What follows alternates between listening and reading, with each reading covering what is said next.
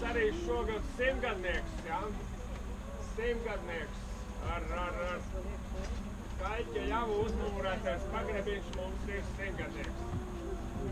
Retīts tur augšā, tie pārējie mūri, tie visi ir mūsdienu produkti, tam ar vēsturi nav nekāda sakara. Nu, lūk, pāļi gaujā šeit koki, vertikāli sastatīti, bija ledlauži domāti ledu sasmalcināšanai pirms tilta. Pavasaros ūdenim ceļoties, ledus uzbrauc augšā un ledu salauza. 3 tādi veidojumi bija, kā redzējāt bildē. Un tie te palikuši tikai pāļi no pamatiem. Parasti jau tas ūdens tā viegli skalojās pāri, bet tagad jau redziet, ka vismaz strīžu ties vēl ir zemāk nokrities, tā kā ļoti zems ūdens līmenis šogad gaujā.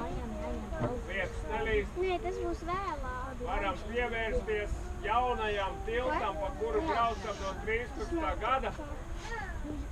3 gadus atpakaļ bija otri lielākie pēdējā gadsimta plūdi. Un tad varam redzēt augstdaļā uz balstiem tādu tumšāku pelēku joslu.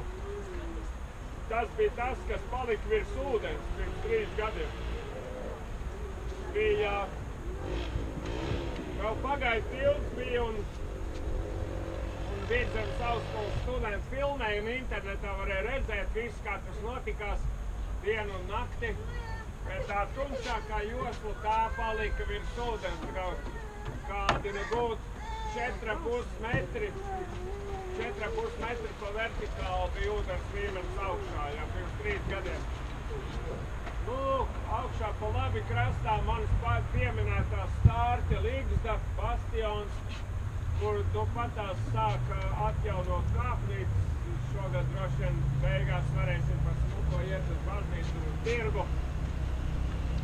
Kāpnīcas atjaunos vecajā veidolā, kā tas ir jau izdarīts otrā pusē, uz veco pastu ejot. Viss tā kā bija pirmskara Latvijā. Margas izveidotas. Nu, lūk. Jaunais tilts, 3 gadus braucam pāri. Skaisti izgaismots. Ziemas naktīs liekas, ka braucam iekšā tunelī.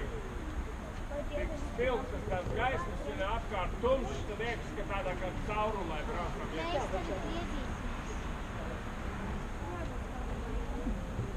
Nu, lūk. Vēl ledus pagrabiņi. Mūsu skatienā.